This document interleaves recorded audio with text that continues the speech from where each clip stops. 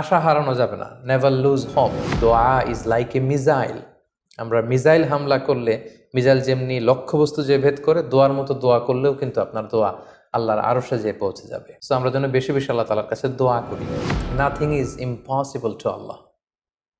আল্লাহর কাছে অসম্ভব বলতে কিছু নেই। সন্তান চাওয়া, বেবি নেওয়া, এটার উদ্দেশ্য কি হবে?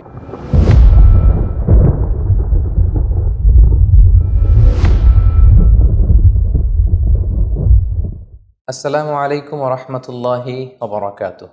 প্রিয় দিনী ভাই এবং বোনেরা, প্রফিট সিরিজের 22তম পর্বে আপনাদের সবাইকে স্বাগতম। আজকের পর্বে আমরা সাইয়েদুনা জাকারিয়া আলাইহিস সালামের জীবনী সম্পর্কে শুনবো ইনশাআল্লাহ। সাইয়েদুনা জাকারিয়া আলাইহিস সালাম তিনি ছিলেন বনি ইসরাইলের একজন নবী, যিনি ফিলিস্তিনের বাইতুল মাকদাসে বসবাস করতেন।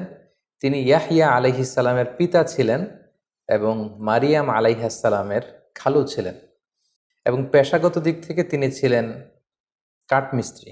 আল্লাহ রাসূল সাল্লাল্লাহু আলাইহি ওয়াসাল্লাম সুনানে ইবনু মাজার একটা বর্ণনায় তিনি বলেন যে কানা জাকারিয়া নাজ্জারান, অর্থাৎ আল্লাহর নবী সাইয়েদনা জাকারিয়া আলাইহিস সালাম তিনি ছিলেন পেশায় নাজ্জার, অর্থাৎ দাওয়াতি কাজের পাশাপাশি, নবুয়তের পাশাপাশি তিনি কাঠের কাজ করতেন বা কাঠমিস্ত্রির কাজ করতেন।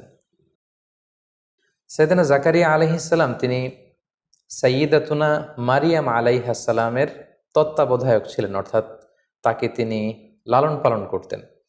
এই ঘটনাটা ঘটেছিল এভাবে: মারিয়াম আলাইহিস সালামের পিতার নাম ছিল ইমরান, যিনি বনি ইসরায়েলের অনেক বড় একজন ইমাম ছিলেন বা পাদ্রী ছিলেন। আর তার স্ত্রী এর নাম ছিল হান্না, হান্না বিনতে ফাখুস। আর তাদের পরিবারেই এসেছে মহিয়সী নারী মারিয়াম আলাইহিস সালাম। হান্না বিনতে ফাখুস যখন গর্ভবতী, তখন তিনি মানত করেছিলেন যে হে আল্লাহ, আমার গর্ভে যে সন্তান জন্মাবে আমি তাকে বাইতুল মাকদাসের জন্য ডেডিকেট করব। কিন্তু তিনি যখন বেবি ডেলিভারি করলেন, তখন তিনি দেখতে পেলেন যে তিনি কন্যা সন্তান জন্ম দিয়েছেন। এই ঘটনাটি আল্লাহ তাআলা সূরাত আলে ইমরানে খুব চমৎকারভাবে বলেছেন যে ইদ ক্বালাত ইমরাতু ইমরান রাব্বি ইন্নী নাযারতু লাকা মা ফি বাতনি মুহাররারান ফাতাকাব্বাল মিন্নি। অর্থাৎ হান্না বলেছিল, হে আল্লাহ, আমার পেটে তুমি যে সন্তান দিয়েছো এটাকে আমি বাইতুল মাকদাসের জন্য মুক্ত করে দিলাম, দিয়ে দিলাম, সে বাইতুল মাকদাসের খাদেম হবে। ইন্নাকা আনতাস সামিউল আলিম, আল্লাহ তুমি সব শোনো, তুমি সব জানো। ফালাম্মা ওয়াদাআতহা, যখন তিনি ডেলিভারি করলেন বেবিটা, ক্বালাত রব্বি ইন্নী ওয়াদাআতুহা উনসা, তিনি বললেন হে আল্লাহ, আমি তো কন্যা সন্তান প্রসব করেছি, কন্যা সন্তান দিয়ে আমি কিভাবে তাকে বাইতুল মাকদাসের খাদেম বানাবো?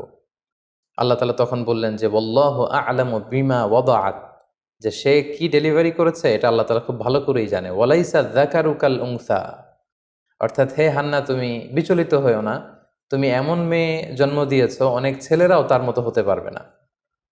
ওয়া ইন্নী সাম্মাইতুহা মারিয়াম, আর হান্না বলল আমি এই কন্যা সন্তানের নাম রেখে দিলাম মারিয়াম। ওয়া ইন্নী উঈযুহা বিকা ওয়া যুররিয়াতাহা মিনাশ শাইতানির রাজিম, আমি তাকে এবং তার যে অনাগত ভবিষ্যৎ প্রজন্ম আসবে তাদেরকে আমি শয়তানের দুষ্ট খোঁচা থেকে আল্লাহর কাছে পানাহে রাখলাম। ফাতাকাব্বালাহা রব্বুহা বিকবুলিন হাসান, আল্লাহ তাআলা মারিয়ামকে কবুল করে নিলেন। ও আম্বাতাহা নাবাতান হাসানা, আর মারিয়ামের মা মারিয়ামকে লালন পালন করতে লাগলো। ওয়াকাফালাহা জাকারিয়া, আর মারিয়ামকে দেখভালের দায়িত্ব নিল জাকারিয়া। তাহলে সূরাত আলে ইমরানের এই যে কয়েকটি আয়াত আমরা তেলাওয়াত করলাম, তার একেবারে শেষের দিকে আমরা যে তথ্যটি পেলাম সেটা হচ্ছে মারিয়াম আলাইহিস সালামকে দেখভালের বা তত্ত্বাবধানের কিংবা লালন পালনের প্রকৃত দায়িত্বটি পালন করেছেন বেসিকলি তার খালু জাকারিয়া আলাইহিস সালাম। কিভাবে তিনি এই দায়িত্বটি পেলেন? আমরা জানি যে মারিয়াম আলাইহিস সালামের পিতার নাম ছিল ইমরান, এবং তাদের ফ্যামিলির নামে আল্লাহ তাআলা কোরআনে একটা সূরা ডেডিকেট করেছেন, সূরাত আলে ইমরান নামে। সো মারিয়াম যখন জন্মগ্রহণ করলো এবং তাকে যখন বাইতুল মাকদাসের জন্য ডেডিকেট করা হলো, তখন কে তার দেখভাল করবে, কে তার দায়িত্ব নেবে, এ নিয়ে লোকদের মাঝে ঝগড়া হতে শুরু করলো। সবাই বললো যে আমি এই দায়িত্ব পালন করব, কারণ মারিয়াম আমাদের ইমামের মেয়ে, আমাদের সবচেয়ে বড় সম্মানিত পাদ্রী ইমরানের কন্যা। সো তাকে আমরা তার দায়িত্ব নিতে চাই। তো সবাই যখন দায়িত্ব নিতে চাইলো, তখন তাদের মধ্যে কোরা করা হলো, অর্থাৎ লটারি করা হলো, এবং লটারিতে সাইয়েদনা আল্লাহ নবী জাকারিয়া আলাইহিস সালামের নাম এসেছিল। এই কথাটি আল্লাহ তাআলা সূরাত আলে ইমরানে খুব স্পষ্টভাবে বলেছেন যে ইদ ইউলকুনা আকলামাহুম আইয়ুহুম ইয়াকফুলু মারইয়াম, তারা তাদের কলম ছুঁড়ে মেরেছিল যে কে মারিয়ামের দেখাশোনা করবে। ওমা কুনতা লাদাইহিম ইয ইয়াখতাসিমুন, হে নবী আপনি তাদের সামনে উপস্থিত ছিলেন না যখন তারা এটা নিয়ে ডিসপিউট করছিল, ঝগড়া করছিল। অর্থাৎ তখন সব পাদ্রীরা বা সব ইমামরা তারা তাদের নিজেদের কাছে নিজেদের ব্যক্তিগত কলম দিয়ে তারা তাওরাত লিখে রাখতো। সবাই যখন ডিসপিউট শুরু করলো, মতানৈক্য শুরু করলো যে আমরা নিতে চাই মারিয়ামের দায়িত্ব, জাকারিয়া আলাইহিস সালাম বললেন না আমি নিতে চাই, আমি তার খালু। অন্যান্যরা বলল যে না আমরা নিতে চাই। তখন তারা এই থিওরিতে ঐকমত্য হলো যে আমাদের প্রত্যেকের যে ব্যক্তিগত কলম আছে আমরা কলমগুলো ছুঁড়ে মারব একসাথে, তার মধ্যে থেকে একটি কলম তোলা হবে, যার কলমটি তোলা হবে সেই মারিয়ামের তত্ত্বাবধানের দায়িত্ব নেবে। এবং দেখা গেল যে আল্লাহ নবী সাইয়েদনা জাকারিয়া আলাইহিস সালামের কলমটি সেখানে লটারিতে উঠে আসলো, ফলে তিনি দায়িত্ব পেলেন। কোনো কোনো মুফাসসিরিন ইকরাম এটা বলেছেন। আবার তাফসিরে ইবনে কাসিরে এসেছে যে তারা মনস্থির করলো যে প্রত্যেকের কলম, যে কলম দিয়ে তারা তাওরাত লিখে রাখে, প্রত্যেকের কলমকে জর্ডান নদীতে নিক্ষেপ করা হবে। যে কলমগুলো জর্ডান নদীর স্রোতে ভেসে যাবে তারা এই মহান দায়িত্ব পাবে না, বরং যার কলমটি স্রোতের বিপরীতে জর্ডান রিভারের মধ্যে ভেসে থাকবে তাকেই মারিয়াম আলাইহিস সালামের দায়িত্ব দেয়া হবে। এবং সেক্ষেত্রেও কিন্তু দেখা গেল যে সৈয়দনা জাকারিয়া আলাইহিস সালামের কলমটি স্রোতের বিপরীতে জর্ডান নদীর উপর ঠায় দাঁড়িয়েছিল এবং বাকি কলমগুলো কিন্তু স্রোতের পানিতে বা স্রোতের বানে এগুলো ভেসে গিয়েছিল এবং এর মাধ্যমেও সৈয়দনা জাকারিয়া আলাইহিস সালামের নামটি উঠে এসেছিল। ফলে আল্লাহ নবী জাকারিয়া আলাইহিস সালাম তিনি সাইয়্যিদাতুনা মারিয়াম আলাইহিস সালামের তত্ত্বাবধান বা তাকে রেয়ার আপ করা, তাকে লালন পালন করার দায়িত্বটি তিনি পেয়েছিলেন। সাইয়্যিদাতুনা মারিয়াম আলাইহিস সালাম তিনি বাইতুল মুকাদ্দাস ঝাড়ু দিতেন, পরিষ্কার পরিচ্ছন্ন করতেন, দেখভাল করতেন এবং সবসময় আল্লাহর ইবাদতে তিনি মশগুল থাকতেন। এবং তাকে দেখাশোনা করার জন্য জাকারিয়া আলাইহিস সালাম প্রায় বাইতুল মাকদাসে আসতেন, মারিয়াম আলাইহিস সালামের খোঁজ খবর নিতেন, দেখভাল করতেন। একদিন তিনি মারিয়ামের কাছে এসে দেখলেন যে অমৌসুমী কিছু ফল, অর্থাৎ শীতকালে এসে দেখলেন যে গ্রীষ্মকালীন ফল, প্রচণ্ড শীত তখন বাইতুল মুকাদ্দাসে। তিনি এসে দেখলেন যে গ্রীষ্মকালে যে ফলগুলো প্যালেস্টাইনে পাওয়া যায় এই ফলগুলো মারিয়ামের কাছে, তিনি দেখে তো অবাক হলেন। এবং এই কথাটি আল্লাহ তাআলা খুব চমৎকারভাবে সূরা আলে ইমরানে উল্লেখ করেছেন। আল্লাহ তাআলা বলছেন কুল্লামা দাখালা আলাইহা জাকারিয়াল মিহরাবা ওয়াজাদা ইনদাহা রিজকা, যতবারই জাকারিয়া আলাইহিস সালাম মেহরাবে ওখানে যেতেন মারিয়ামকে দেখার জন্য, তিনি যেয়ে দেখতেন যে মারিয়ামের কাছে এক ডালি ফল। ক্বালা ইয়া মারইয়ামু আন্না লাকি হাযা, তিনি প্রশ্ন করলেন যে মারিয়াম এই ফল তুমি কোত্থেকে পেলে? এটা তো সামারের ফল, সামার সিজনের ফল, এই প্রচন্ড উইন্টার সিজনে এই ফল তোমার এখানে কে দিয়ে গেল, তুমি কোত্থেকে জোগাড় করলে? ক্বালাত হুয়া মিন ইনদিল্লাহ, মারিয়াম আলাইহিস সালাম বললেন যে খালু এটা আল্লাহর পক্ষ থেকে এসেছে। সুবহানাল্লাহি বিহামদি, ইন্নাল্লাহা ইয়ারযুকু মান ইয়াশাউ বিগাইরি হিসাব, আর আল্লাহ তাআলা যাকে চান তাকে বিগাইরি হিসাব, কোনো হিসাব ছাড়া তাকে রিজিক দিয়ে থাকেন। তো জাকারিয়া আলাইহিস সালাম এই দৃশ্যটি দেখে তিনি খুব অবাক হয়েছেন। এবং ইন্টারেস্টিংলি জাকারিয়া আলাইহিস সালাম কিন্তু নিঃসন্তান ছিলেন, তিনি বয়োবৃদ্ধ ছিলেন, ওনার ঔরসে কোনো সন্তান আসেনি।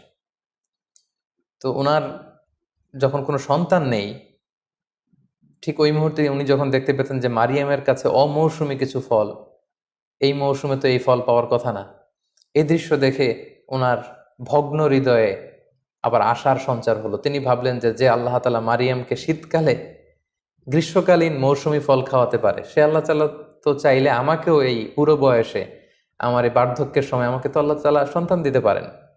বেসিকলি মারিয়াম আলাইহিস সালামের সেই ফলের ডালি দেখে তিনি তার মনের কোনায় আশার সঞ্চার হলো, তিনি ইন্সপায়ার্ড হলেন, মোটিভেটেড হলেন, তিনি আল্লাহ তাআলার প্রতি আরো ভরসা বাড়ালেন। তিনি মনে মনে ভাবলেন যে আমার আল্লাহ তাআলার কাছে আমি চাইবো এবং চাইলে তিনি আমাকে সন্তান দিতে পারেন। মারিয়াম আলাইহিস সালামের এই দৃশ্য দেখে ইন্সপায়ার্ড হয়ে আল্লাহ তাআলার কাছে দোয়া করলেন। তিনি বললেন রব্বি হাবলি মিন লাদুনকা যুররিয়াতান তাইয়্যিবা, অর্থাৎ হে আল্লাহ আপনি আপনার পক্ষ থেকে আমার জন্য পবিত্র সন্তান দান করুন। খুব কায়মনোবাক্যে একনিষ্ঠভাবে সিনসিয়ারলি তিনি দোয়াটা করলেন। সূরা আম্বিয়াতে এসেছে তিনি দোয়া করেছেন রব্বি লা তাযারনি ফারদা ওয়া আনতা খায়রুল ওয়ারিসিন, অর্থাৎ হে আমার রব আপনি আমাকে নিঃসন্তান বানিয়ে রাখবেন না, আপনি আমাকে একা বানিয়ে রাখবেন না, আপনি আমাকে উত্তম উত্তরাধিকারী দান করুন। এবং সূরাত মারিয়ামে এসেছে যে ইয নাদা রাব্বাহু নিদাআন খাফিয়া, তিনি চুপি চুপি আল্লাহর কাছে কেটে কেটে দোয়া করলেন। দোয়ার ভাষাটা কেমন ছিল আমরা যদি একটু দেখি যে কি প্রাঞ্জল, কি লালিত্যপূর্ণ শব্দ দিয়ে তিনি দোয়া করেছেন। তিনি বলেছেন কালা রাব্বি ইন্নি ওয়াহানাল আজমু মিন্নি, অর্থাৎ হে আল্লাহ, আমার দেহের হাড়গুলো, অস্থিগুলো দুর্বল হয়ে গিয়েছে। ওয়াহানাল আজমু মিন্নি, আমার হাড় দুর্বল হয়ে গিয়েছে। ওয়াস্তা আলা রসু শাইবা, আমার চুলের শুভ্রতা প্রকাশ পেয়েছে, মানে সাদা চুল হয়ে গিয়েছে সাদা। আমার দেহে শক্তি নেই, বার্ধক্যের ভারে আমি নুজ্জ প্রায়। ওয়ালাম আকুম বিদুআইকা রাব্বি শাকিয়া, কিন্তু হে আমার রব, তোমার কাছে চেয়ে আমি তো কখনো হতবাগা হইনি। আমি যখনই চেয়েছি তুমি দিয়েছো অঢেল। ওয়া ইন্নী খিফতুল মাওয়ালিয়া মিন ওয়ারাই, আমার পরে আমার যে আত্মীয় স্বজন আছে তারা আমার এই দাওয়াতি কাজের এই পরম্পরা তারা বজায় রাখতে পারবে না। আমি ভয় পাচ্ছি, আশঙ্কা করছি তাদের ব্যাপারে, আমার ভাতিজা, আমার ভাগিনা, আমার অন্যান্য আত্মীয়দের ব্যাপারে। ওয়াকানাত ইমরাআতি আখিরা, আর আমার স্ত্রী হচ্ছে বন্ধা, সন্তান জন্মদানে সে অক্ষম। ফাহাবলি মিল্লা দুনকা ওয়ালিয়া, হে আল্লাহ, আপনি আপনার বিশেষ করম এবং ফজলে আপনার পক্ষ থেকে আমার জন্য একজন ওয়ালি, গার্ডিয়ান বা সন্তান নির্ধারণ করুন। এবং সুবহানাল্লাহি বিহামদি, আল্লাহ তাআলা সাইয়েদনা জাকারিয়া আলাইহিস সালামের এই কায়মনো বাক্যে করা দোয়াকে তিনি কবুল করে ফেললেন। উনি অত্যন্ত বার্ধক্যের ভারে নুজ্জ ছিলেন, বয়স্ক ছিলেন, ওনার স্ত্রী ছিল বন্ধা, কিন্তু আল্লাহ তাআলা বললেন ফাস্তাজাবনা লাহ, আমি তার দোয়া কবুল করলাম, তার ডাকে সাড়া দিলাম। ওয়া ওয়াহাবনা লাহু ইয়াহইয়া, আর তাকে আমি একটা সন্তান দিলাম যার নাম হচ্ছে ইয়াহইয়া। ওয়া আসলাহনা লাহু যাওজা, আর তার স্ত্রীকে আমি সন্তান দানে সক্ষম বানালাম। সুবহানাল্লাহি বিহামদি। এবং এই সুসংবাদটা, এই গ্ল্যাড টাইডিংসটা এসেছিল তখন যখন তিনি বাইতুল মাকদাসের মেহরাবে দাঁড়িয়ে সালাত আদায় করছিলেন। আল্লাহ তাআলা বলছেন ফানাদাতুল মালাইকাতু ওয়া হুয়া কাইমুন ইউসাল্লি ফিল মিহরাব, মেহরাবে যখন তিনি নামাজ আদায় করছেন হঠাৎ ফেরেশতাদের এক দল এসে বলল যে glad tidings for you Zakariya, তোমার জন্য সুসংবাদ। আন্নাল্লাহা ইউবাশশিরুকা বিয়াহইয়া, আল্লাহ তাআলা আপনাকে ইয়াহইয়ার সুসংবাদ দিচ্ছেন। ইয়াহইয়া নামে একজন সন্তান আল্লাহ তাআলা আপনাকে দিবেন। তিনি তো অবাক হয়ে গেলেন। তিনি বললেন ক্বালা রাব্বি আন্না ইয়াকুনু লি গুলাম, আল্লাহ, আমার সন্তান হবে কিভাবে? ওয়া কানাত ইমরাআতি আখির, আমার স্ত্রী তো বন্ধা, এটা পরীক্ষিত, এটা প্রমাণিত হয়েছে যে সে সন্তান জন্ম দিতে পারবে না। আর ওয়াকাদ বালাগতু মিনাল কিবারি ইতিয়া, আর আমি তো বার্ধক্যের একেবারে শেষ মাথায় পৌঁছে গিয়েছি। ক্বালা কাযালিক, আল্লাহ বললেন এভাবেই, it's very easy for me. ক্বালা রাব্বুকা হুয়া আলাইয়া হাইয়িন, আল্লাহ বললেন যেটা আমার জন্য খুবই সিম্পল, এটা খুবই সহজ একটা ব্যাপার আমার কাছে। ওয়াকাদ খালাকতুকা মিন ক্বাবলু ওয়া লাম তাকু শাইআ, হে জাকারিয়া, আমি তো তোমাকে সৃষ্টি করেছি যখন তুমি কিছুই ছিলে না। অস্তিত্বহীনতা থেকে তোমাকে আমি অস্তিত্বে যে আল্লাহ আনতে পারলাম, সে আল্লাহ তুমি বৃদ্ধ হতে পারো, তোমার স্ত্রী বন্ধা হতে পারে, তোমাদেরকে কি আমি সন্তান দিব না বা দিতে পারবো না? অবশ্যই দিতে পারবো, আল্লাহ তাআলার পক্ষে এটা সহজ। ক্বালা রাব্বি জাআললি আয়া, জাকারিয়া আলাইহিস সালাম বলেন আল্লাহ, তাহলে আপনি একটা সাইন দেন, আমাদেরকে একটা নিদর্শন দেন, কিভাবে বুঝবো যে আমাদের সন্তান হবে? লোকেরাও বা কিভাবে বুঝবে? ক্বালা আয়াতুকা আল্লা তুকাল্লিমান নাসা সালাসা লায়ালিন সাবিয়্যা, আল্লাহ বললেন তোমার নিদর্শন হচ্ছে সামনের 3 দিন তুমি আর কথা বলতে পারবে না, তোমার কথা বলার শক্তি আমি কেড়ে নিলাম, তুমি চুপ থাকবে 3 দিন। ইশারা ইঙ্গিতে কাজ করতে হবে, এবং সেটাই হলো। তিনি তারপরের 3 দিন কথা বললেন না। বনী ইসরাইলের যারাই এসেছে তাদেরকে তিনি আকারে ইঙ্গিতে আল্লাহর তাসবিহ তাহলিল করতে বললেন। সুবহানাল্লাহি বিহামদি। ঠিক এভাবেই আল্লাহ তাআলা সাইয়েদনা জাকারিয়া আলাইহিস সালামের মনোবাঞ্ছনা তিনি পূরণ করেছেন। তার হৃদয়টাকে আল্লাহ তাআলা সিক্ত করেছেন, তার দোয়াকে আল্লাহ তাআলা কবুল করেছেন। এবং সেটা ঘটেছে কিভাবে? ওই যে মারিয়াম আলাইহিস সালামকে তিনি ফল খেতে দেখেছেন, যেই ফল ওই টাইমে পাওয়া যায় না, তিনি মোটিভেটেড হলেন যে মারিয়ামকে আল্লাহ যদি এটা করতে পারে, আমি আল্লাহর কাছে চাইলে আল্লাহ আমাকে কেন দিবে না? সুবহানাল্লাহি ওয়া বিহামদিহি। আল্লাহ তাআলা তাকে সন্তান দান করলেন, তার নাম হচ্ছে ইয়াহইয়া। এবং ইয়াহইয়া আলাইহিস সালামের ব্যাপারে আমরা পরবর্তী এপিসোডে শুনবো ইনশাআল্লাহ। সাইয়েদনা জাকারিয়া আলাইহিস সালামের দাওয়াতের ব্যাপারে যদি আমাদের কথা বলতে হয়, তাহলে কোরআনের দিকে তাকালে আমরা দেখি যে ওনার দাওয়াতের ব্যাপারে স্পেসিফিকলি আল্লাহ তাআলা কোনো কথা কোরআনে তিনি বলেননি। তবে আমরা জানি যে পৃথিবীর সব নবীরা তাওহীদের দাওয়াত দিয়েছেন, একত্ববাদের দাওয়াত, ওয়াননেস অফ গড, পৃথিবীতে স্রষ্টা যে একজন, এটার দাওয়াত দিয়েছেন। সব নবীরা রিসালাতের দাওয়াত দিয়েছেন, যারা বাণীবাহক বা বার্তাবাহক হয়ে পৃথিবীতে এসেছেন তারা নিজেদেরকে রাসূল বলে প্রমাণ দিয়েছেন। এবং সবশেষে পৃথিবীর প্রত্যেক নবীরা দ্য লাইফ আফটার ডেথ, মৃত্যুর পরে যে আমাদের হেয়ার আফটার, আমাদের আখিরাত, the day of judgment, the day of accountability, এই আখিরাতের কনসেপ্ট কিন্তু পৃথিবীর প্রত্যেক নবীরা তার বা তাদের উম্মতদের সাথে শেয়ার করেছেন। সো এ থেকে আমরা এটা বলতেই পারি যে সাইয়েদনা জাকারিয়া আলাইহিসসালামও এর ব্যত্যয় করেননি, এর বিপরীত করেননি। তিনিও তার উম্মতদেরকে তাওহীদের দাওয়াত দিয়েছেন, রিসালাতের দাওয়াত দিয়েছেন এবং আখিরাতের দাওয়াত দিয়েছেন। এবং আমরা জানি যে বনি ইসরায়েলের লোকদের যে স্বভাব ছিল, তারা নবীদের বিরোধিতা করত এবং তাদের অনেকে তাদের নবীদেরকে হত্যা করেছিল। তো সাইয়েদনা জাকারিয়া আলাইহিস সালামের দাওয়াত কেউ কেউ গ্রহণ করেছিল, কিন্তু বেশিরভাগ লোক তার বিরোধিতা করে শেষ পর্যন্ত সাইয়েদনা জাকারিয়া আলাইহিস সালামকে মিথ্যা প্রতিপন্ন করেছে, তার বিরুদ্ধে ষড়যন্ত্র করেছে এবং তাকে হত্যার ষড়যন্ত্র করে সেটা বাস্তবায়ন করেছে। এবং সাইয়েদনা জাকারিয়া আলাইহিস সালামের মৃত্যু হয়েছে তার কওমের লোকদের হাতে, তার উম্মতের হাতে, অর্থাৎ বনি ইসরায়েলের যারা জালেম, যারা অত্যাচারী, তাদের হাতে। কিভাবে সাইয়েদনা জাকারিয়া আলাইহিস সালামের মৃত্যু হলো, এক্ষেত্রে কোরআনে বা হাদিসে কিছু পাওয়া যায় না, তবে জিউস ট্রেডিশন, ক্রিশ্চিয়ান ট্রেডিশনে কিছু বর্ণনা পাওয়া যায়, যেটি মুফাসসিরগণ তাদের তাফসিরে এনেছেন। একটি বর্ণনা এরকম পাওয়া যায় যে মারিয়াম আলাইহিস সালাম যখন ঈসা আলাইহিস সালামকে জন্ম দিলেন, পিতা ছাড়া ঈসা আলাইহিস সালাম পৃথিবীতে আসলেন, তখন ইহুদিরা ষড়যন্ত্র করলো এবং তারা এই অপবাদ রটাতে শুরু করলো যে মারিয়ামের সাথে তার খালু জাকারিয়া আলাইহিস সালামের অবৈধ সম্পর্ক ছিল, নাউযুবিল্লাহ বলে ইয়াযুবিল্লাহ। তারা প্রতিষ্ঠা করতে চাইলো সমাজে যে তিনি যেহেতু দেখভালের দায়িত্ব নিয়েছেন, তার সাথে এমন সম্পর্ক হয়েছে ফলে মারিয়াম গর্ভবতী হয়েছে। এবং এই ইস্যুটাকে তারা সোসাইটির মধ্যে রেইজ করে তারা সাইয়েদনা জাকারিয়া আলাইহিস সালামকে বন্দী করলেন, তাকে হত্যা করলেন। তার মৃত্যুর ব্যাপারে এই একটা বর্ণনা পাওয়া যায়। আরেকটা বর্ণনা পাওয়া যায় যে সাইয়েদনা জাকারিয়া আলাইহিস সালামের সন্তান ইয়াহইয়া আলাইহিস সালামকেও কিন্তু শিরচ্ছেদ করে হত্যা করা হয়েছে, যেটা আমরা নেক্সট এপিসোডে শুনবো ইনশাআল্লাহ। এবং সেটা করেছিল তৎকালীন বাদশাহ, আরবিতে যাকে বলা হয় হিরুদুস, ইংরেজিতে বলা হয় কিং হেরুড আন্টিপাস। সে ইয়াহইয়া আলাইহিস সালামকে হত্যা করেছিল এবং তারপরে ইয়াহইয়া আলাইহিস সালামের পিতা জাকারিয়া আলাইহিস সালামকেও তার অনুসারীরা বা সাঙ্গপাঙ্গরা হত্যা করেছিল। দ্বিতীয় বর্ণনা মতে এসেছে যে জাকারিয়া আলাইহিস সালাম যখন শুনলেন যে তার কলিজার টুকরা সন্তান ইয়াহইয়া আলাইহিস সালামকে শিরচ্ছেদ করা হয়েছে, তখন তিনি বাঁচার জন্য লুকালেন বা পালালেন। একটি গাছ তাকে বলল যে আপনি আমার ভেতরে আশ্রয় নিন। গাছ দুই ভাগ হয়ে গেল, জাকারিয়া আলাইহিস সালাম সেটার ভেতরে প্রবেশ করলেন। শয়তান এসে জাকারিয়া আলাইহিস সালামের জামার কিছু অংশ ধরে রাখলেন। পরবর্তীতে লোকজন তাকে খুঁজতে খুঁজতে যখন আসলো, তারা দেখলো যে একটা জামা দেখা যায় একটা গাছের ভেতর থেকে, এবং শয়তান মানুষের আকৃতিতে এসে বলল যে এর ভেতরেই জাকারিয়া আছে। এবং বনি ইসরায়েলের এই পাষণ্ডরা, এই জালেমরা করাত দিয়ে আল্লাহর এই পয়গম্বর সাইয়েদনা জাকারিয়া আলাইহিস সালামকে হত্যা করে। তো এই বর্ণনাগুলো জিউস এবং খ্রিস্টিয়ান ট্রেডিশনে এসেছে। কোরআন এবং সুন্নাতে এই ব্যাপারে আসলে কিছু বলা হয়নি, কিন্তু কোরআনে বলা হয়েছে যে বনি ইসরায়েলের একটা স্বভাব ছিল, তারা ইয়াকতুলুন আল আম্বিয়া বিগাইরি হক, তারা তাদের নবীদেরকে অন্যায়ভাবে হত্যা করেছে। সো আমরা এই ঐতিহাসিক বর্ণনা থেকে এই ঘটনাটাকে সত্যি হিসেবে ধরেই নিতে পারি যে হয়তো সাইয়েদনা জাকারিয়া আলাইহিস সালামের দুটি পদ্ধতির কোনো একটি পদ্ধতিতে তাকে নিহত করা হয়েছে বা হত্যা করা হয়েছে। সম্মানিত শুধু এ পর্যায়ে আমরা বরাবরের মতো সাইয়েদনা জাকারিয়া আলাইহিস সালামের জীবন থেকে আমরা কি শিক্ষা পাই, কিছু লাইফ লেসেন্স আমরা বের করবার চেষ্টা করব। প্রথম যে শিক্ষাটা আমরা পাই সেটা হচ্ছে দি পাওয়ার অফ দোয়া।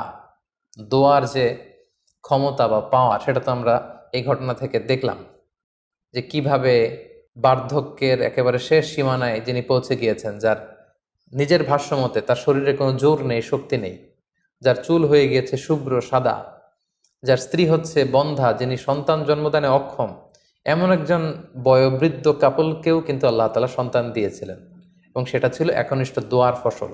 আমি আমার বিভিন্ন আলোচনাতে প্রায়ই বলি যে দোয়া ইজ লাইক এ মিজাইল।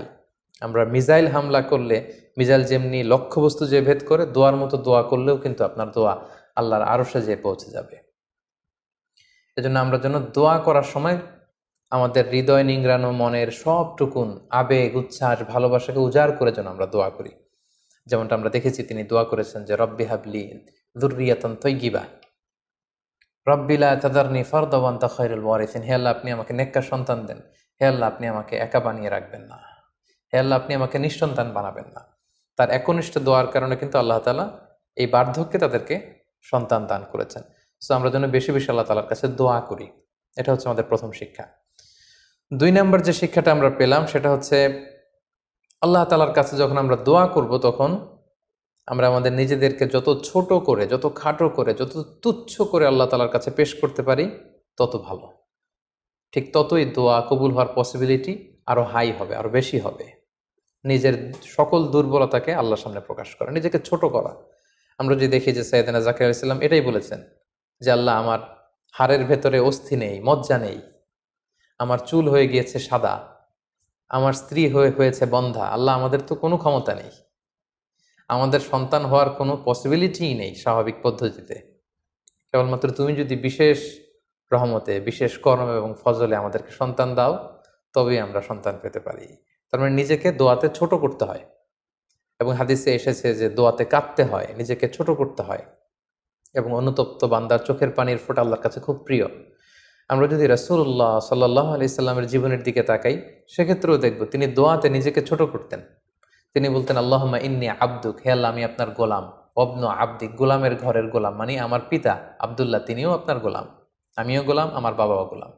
ওয়াবনু আমাতিক, আমার মা আমিনা তিনিও আপনার গোলাম, মানে আমরা সবাই আপনার দাস, সবাই আপনার গোলাম। না সুয়াতি বিয়াদিক, হে আল্লাহ, আমার মাথার চুলের ঝুঁটি আপনার হাতের মুঠোয়, আপনি যেদিকে টানবেন সেদিকে যেতে আমি বাধ্য। আদলুন ফিয়া খাদাউক, আপনি যে ফয়সালাই করবেন, যে ডিসিশনে আমার ব্যাপারে নেবেন, আমার টু শব্দটুকু করার কোনো সুযোগ নেই, কিছু বলার নেই। আপনি যেই ফয়সালাই করবেন সেটাই আমার জন্য ইনসাফ।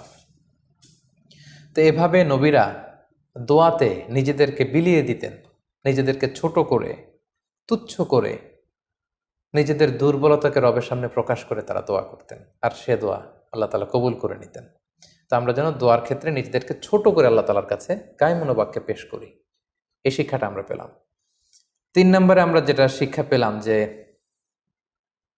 নাথিং ইজ ইম্পসিবল টু আল্লাহ। আল্লাহর কাছে অসম্ভব বলতে কিছু নেই, তিনি সব করতে পারেন, তিনি সব করতে পারেন। তিনি পাহাড়কে দরিয়া করতে পারেন, তিনি দরিয়াকে পাহাড় করতে পারেন, তিনি শুকনো মরুভূমিতে তিনি ঝর্ণা বহাতে পারেন, তিনি তরঙ্গ বিক্ষুব্ধ সাগরকে ধুধু মরু প্রান্তর বানাতে পারেন।